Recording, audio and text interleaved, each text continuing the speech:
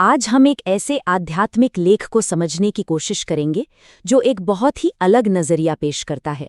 ये कहता है कि दुनिया में जो भी उथल-पुथल हो रही है वो कोई तबाही नहीं बल्कि एक सुनहरे दौर की शुरुआत है।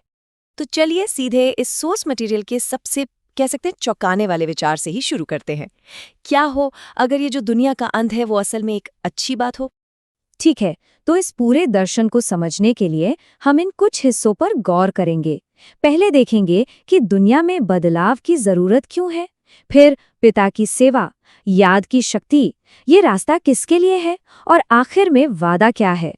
तो सबसे पहले यार ये देखते हैं कि दुनिया की मौजूदा हालत क्या है। इस सोर्स के हिसाब से ये इतने बड़े बदलाव के मुहाने पर क्यों खड़ी है। ये लेख सिर्फ ये नहीं कहता कि बड़े बड़े विनाशकारी हथियार बन रहे हैं, बल्कि ये भी इशारा करता है कि जो बार बार प्राकृतिक आपदाएं आ रही हैं वो भी एक साफ संकेत है कि कोई बहुत बड़ा नाटकीय बदलाव होने वाला है। अब ये जो बात है ये सच में इस पूरे दर्शन का केंद्र है। सोर्स इस आने वाले विनाश को कोई हादसा या त्रासदी नहीं मानता, बल्कि उसे एक कल्याणकारी लड़ाई कहता है। मतलब एक ऐसी घटना जो जरूरी भी है और अच्छी भी। और दुनिया की समस्याओं की जड़ बताई गई है कलयुग में। इसी वजह से इस दर्शन के हिसाब से एक शुद्ध करने वाला बदलाव, एक ट्रांसफॉर्मेशन बेहद जरूरी हो गया है। चलिए अब आगे बढ़ते हैं। अगर दुनिया की हालत इतनी खराब है तो इसका हल क्या है।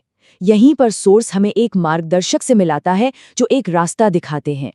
यहाँ एक सर्वोच्च शिक्षक का जिक्र है जो दुनिया के किसी भी गुरु से बिल्कुल अलग हैं। कहा गया है कि वो एक विरासत, एक ऐसा तोहफा देने आते हैं जो हमेशा के लिए है। और ये स्लाइड बहुत अच्छे से दिखाती है कि ये आध्यात्मिक मार्गदर्शक कितने अलग हैं।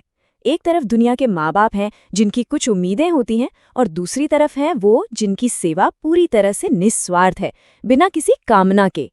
तो अब सबसे बड़ा सवाल कि इस रास्ते पर चलना कैसे है। इसके लिए सोर्स एक बहुत ही खास मानसिक अभ्यास के बारे में बताता है। देखिए, ये समझना बहुत ज़रूरी है कि जब सोर्स योग शब्द का इस्तेमाल करता है तो उसका मतलब कसरत या आसन से नहीं है। इसका मतलब है एक मानसिक जुड़ाव, सिर्फ और सिर्फ पिता को याद करने का अभ्यास। सोर्स इसे आत्मा को अपनी असली पवित्र अवस्था में वापस लाने का एक सीधा साधा 3 स्टेप का तरीका बताता है। पहले खुद को शरीर से अलग एक आत्मा समझो, फिर पिता को याद करो और उसी याद से पवित्र बन जाओ। और यही सबसे अहम बात है। इस दर्शन के हिसाब से कोई भी दूसरा रीति रिवाज या शारीरिक काम इतना जरूरी नहीं है जितना कि ये एक मानसिक अनुशासन। सिर्फ याद करना ही मुख्य मेहनत है। अच्छा, तो ये आध्यात्मिक ज्ञान है किसके लिए? क्या ये कुछ चुने हुए लोगों के लिए है? नहीं, सोर्स इस बारे में बिल्कुल साफ है। ये सबके लिए है। ये सिद्धांत कहता है कि आध्यात्मिक मंजिल पाना कोई खास अधिकार नहीं है, बल्कि ये हर आत्मा का जन्मसिद्ध हक है। इस लेख में जानबूझकर समाज के हर तबके का जिक्र किया गया है। जवान हो या बुजुर्ग, असहाय हो या जिन्हें समाज ने बाहर कर दिया हो, सब। ऐसा इसीलिए ताकि ये बात साफ हो जाए कि किसी का अतीत या उसकी सामाजिक हैसियत इस रास्ते पर चलने में कोई रुकावट नहीं है। तो आखिर में इन सब का नतीजा क्या होगा? इस दुनिया में बदलाव और हर इंसान की कोशिश का आखिरी मकसद क्या है? बात सिर्फ किसी एक के मोक्ष की नहीं है। बात है इसी राख से एक नई, एक बेहतरीन दुनिया बनाने की।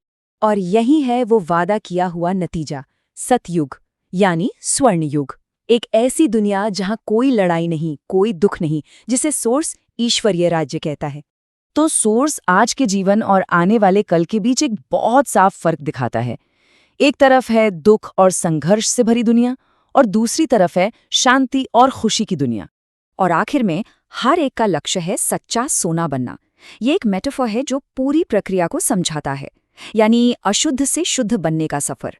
तो अगर हम सारी बातों को समेटें तो ये सोर्स मटेरियल हमें एक पूरा नजरिया देता है, आज की समस्याओं का कारण बताता है, शुद्धि के लिए याद का तरीका देता है, और एक बेहतरीन सुनहरे भविष्य का वादा करता है।